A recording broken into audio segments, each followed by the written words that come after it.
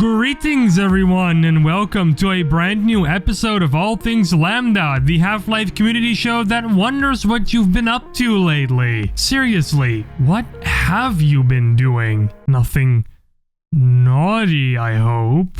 I know why you're here for the Half-Life community news, so hey, why don't we go straight into it? LambdaGeneration.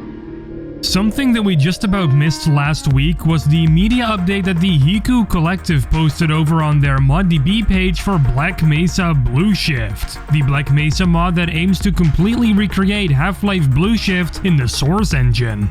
In this new media update, the team talks about that they have obtained the map sources from the now defunct mod Black Mesa Insecurity, which aimed to do the same thing that the Hiku Collective is now doing, but then all the way back in 2015. They aim to use these map sources to improve on the mapping work that they have already done for Chapter 3, even using some of them as a base to build upon.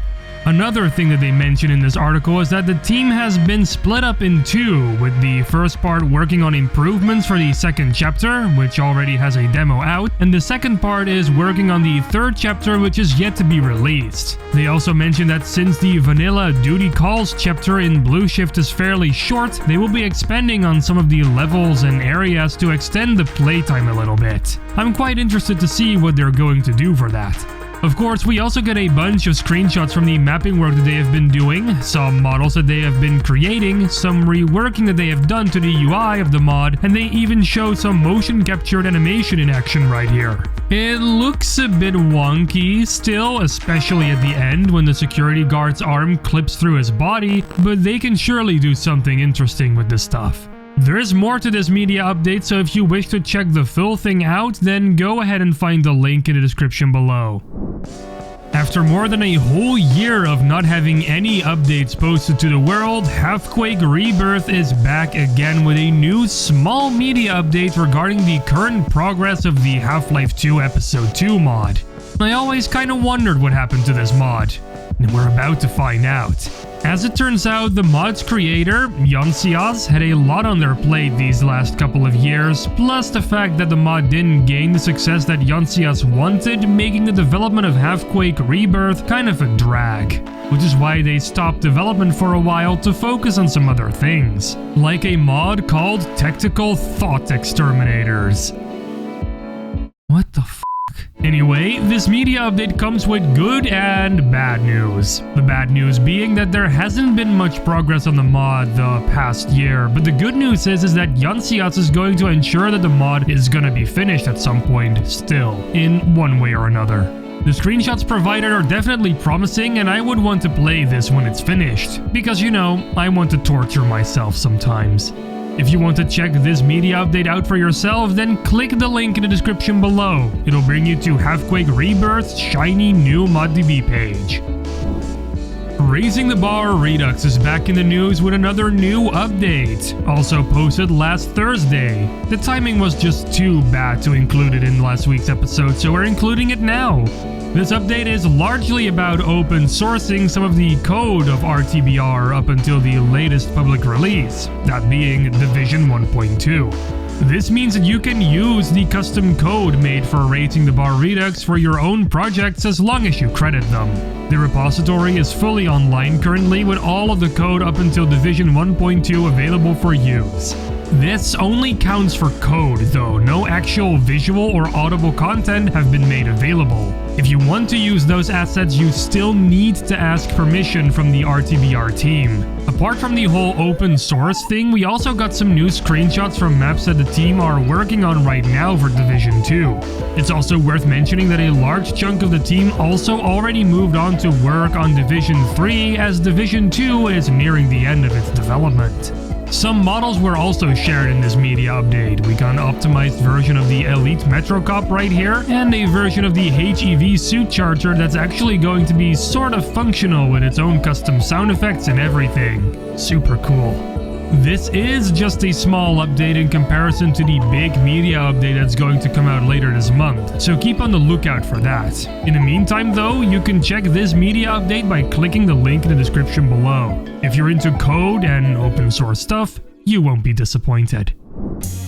Alright, this one is rather short but still pretty important. It's about the Steam Deck. You know, Valve's handheld console that will ship somewhere next year? According to a new post they made over on the Steam Deck store page, development units are officially being shipped out to partners for testing purposes. This is because the device is nearing the end of development, and now it's the time for other game developers to test their games on the hardware that's going to ship. It's quite nice to see Valve give us updates like these. They used to be so silent, and look at them now. Hopefully they'll reveal their credit card information next. I posted a link to the blog post in the description below. It's an interesting read. Did you think Halfquake Rebirth was going to be the only hard Half-Life mod that we're going to talk about in this episode? Well, you're wrong, because Hard Life is also very hard and it has its own Steam page right now. Hard Life is a mod for the original Half-Life that aims to make the game more difficult by updating the game's AI, adding more enemies in places, and by adding in some content seen in concept art from the game and many more additional additions. Some of the maps seem to be updated as well. The Anomalous Materials Lab lobby seems to have obtained some extra offices on the side. The lasers in the Unforeseen Consequences chapter have gotten a different color, and I don't even really recognize this map anymore. If you know which one this is, let me know in the comments. When this mod for the original Half-Life will be officially released is still unknown. The planned release date section on the Steam store page says Valve soon, so that could be anything really. There seems to already be a closed beta going on though, so some lucky people already got to play it seems. You'll of course hear from us whenever the mod comes out officially. In the meantime, you can check the Steam store page by clicking the link in the description below. Make sure you put this mod on your wish list as well if it interests you. This just in. Jane Thrace on Twitter announced that her mod, Signal Lost, will be released in early access on October 19th this year. That day so happens to be the same day as the 6th anniversary of Rainfall Uplink. So what's there to expect? According to Jane Thrace, the entire first chapter and more will be included in this release, and more will be released eventually when it gets done. More and more mods are releasing in chapters instead fully at once, huh? The mod has also been touched by playtesters already and the feedback was very positive. So that means that this mod must be something great, right? Well, we'll find out in October. I put a link in the description below where you can check out this announcement tweet. Wow. Can you believe it has already been 9 years since the original source mod version of Black Mesa came out? It's quite insane to think that, man. I remember playing that mod version all the way back then when I still had a gaming Let's Play channel. I don't think I got the footage anymore though. Kind of a shame really. Anyway, to celebrate the occasion, we have tweeted out some early screenshots from Black Mesa back when it was still in heavy development. Some of this stuff goes really far back. Senior level designer Chris Horn also chimed in with some images that he shared on Twitter with us that date all the way back to 2006. 2006. I was like 7 years old. To celebrate this fact, and to celebrate the new patch that went live recently, and the 75% Steam discount that's going on right now, Black Mesa and Origin PC are giving away custom Black Mesa themed PCs based on Origin PC's Neuron Towers. And it looks quite sexy.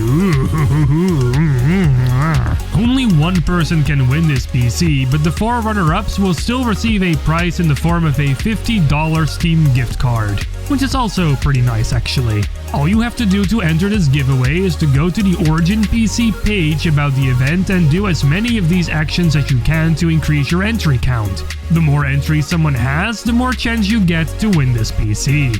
Of course, a link to the news article announcing this giveaway is linked down below. In that article, you can find a link to participate in the giveaway. It's worth noting as well that LambdaGeneration has nothing to do with this giveaway. We're just letting you know that it's going on. You know what else is going on? Some hot content over on our social media pages, of course. Our Twitter, Facebook, and Discord server invite links are all down in the description below in case you want to go and check them out, and I highly recommend you do. We also have our very own Half-Life community platform, which is definitely worth joining. It recently received a small update as well that lets you continue where you were on the feed when you go back to it from a post.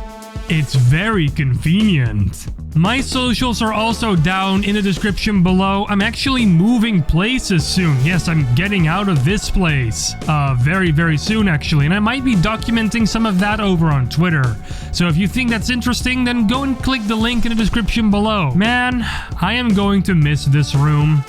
At least slightly. With all that being said though, I'm going to end 158 of All Things Lambda. Don't be sad though, because we'll be back next week with a brand new episode. But in the meantime, don't forget to subscribe and to ring that bell icon so you'll never miss another episode. Salutations, and take care.